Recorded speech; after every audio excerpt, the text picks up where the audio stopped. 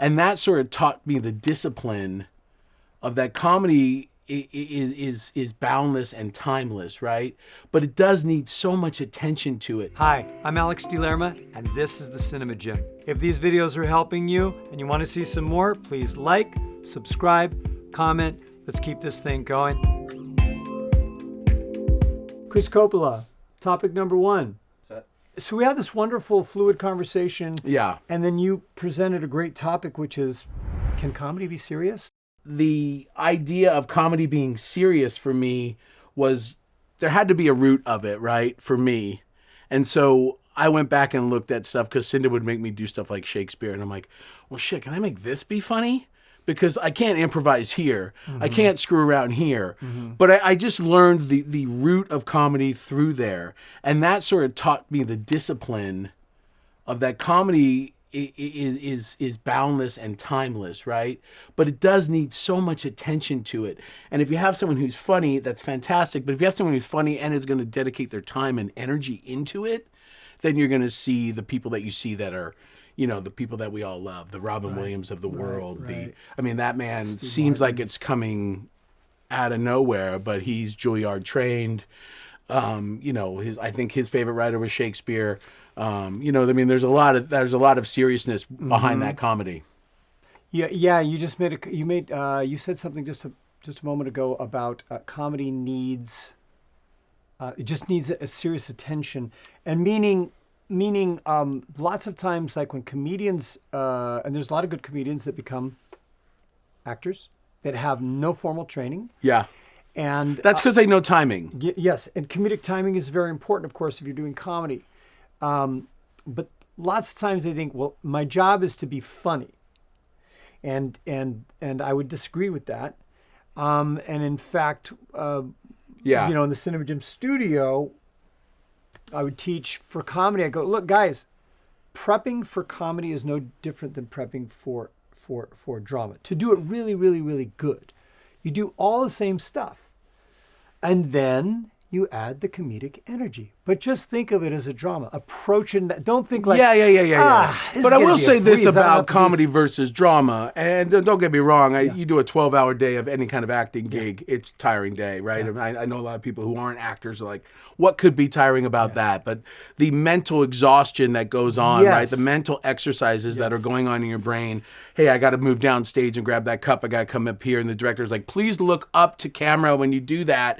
And you got to memorize lines and all that. Now add trying to be funny to that. There is a certain level. This is just a coincidence. Yesterday I went to Disneyland and I got to see the guys that run the Jungle Cruise ride. And they do this comedic bit the whole ride. And I thought, those poor souls must have to check out about after every 10 rides, because the amount of energy that goes into comedy is exhausting, man. Right. I mean, when I leave a comedic set, whether it's a commercial, whether it's a movie, whether it's a TV show, I'm way more tired than when I'm doing something that's just a drama and I'm coming in and delivering flowers, or I'm speaking to an audience and it happens to be a courtroom or something like that.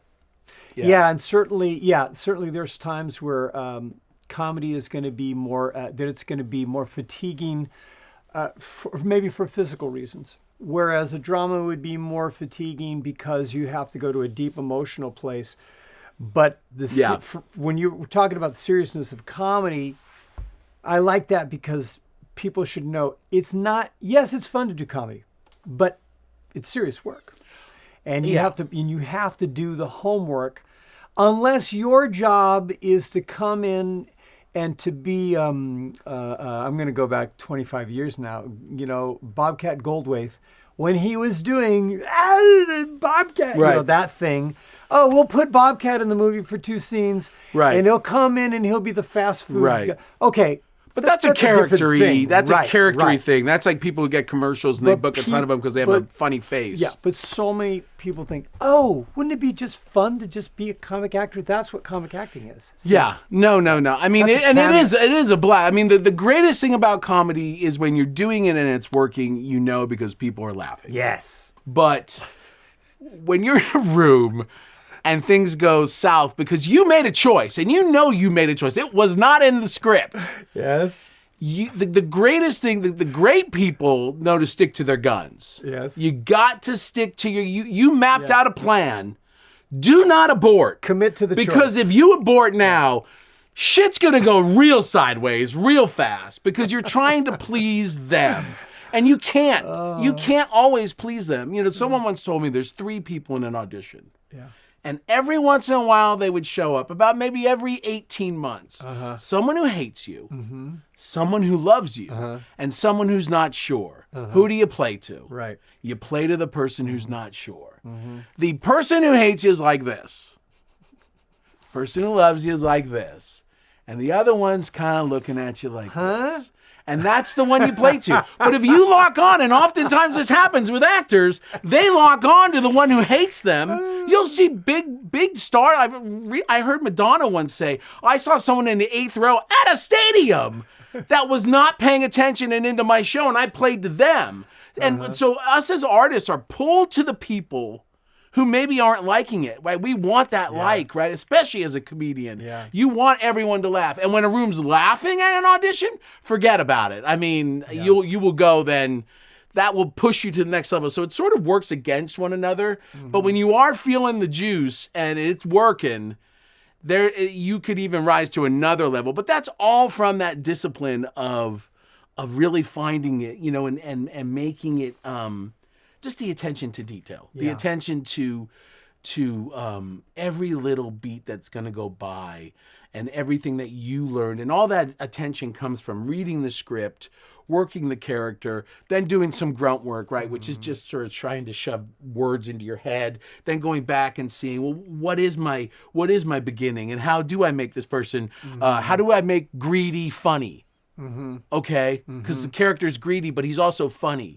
How do I make that funny? How do I make asshole funny? Right? There's some great actors out there that manage to be the biggest dicks in the world, but we love them. And that is the trick. That is the trick of being funny. Yeah, absolutely. You know? I thank you so much. And just to wrap it up, I want to go back to something you said about, you know, when you make a big choice, commit,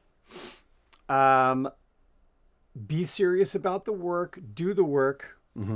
But when you show up, have fun, because if you are having fun, if you genuinely are having fun, it is a virus that will affect having fun. The other people on the other side of that, the camera, whether it's a self-tape, whether it's a callback in person, and that's the secret sauce. If you're having fun, they're having fun. Goodbye, you're out. 100%.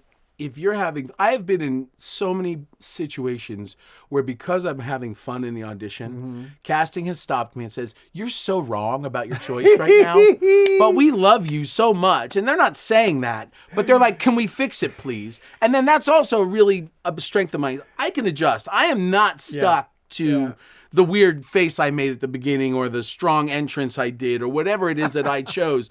They'll correct me only because my ego's out the door, and I'm having fun. Yeah. Because that's the only I think that's why people love bloopers so much. Yeah. Because the actors on bloopers are what? So relaxed and having fun. And it could be a blooper in a comedy, a drama, it doesn't matter. Someone messing up on a line and everyone laughing about it and having that air in the room just makes the scene, and if you know the scene, the end product, you know why it flew.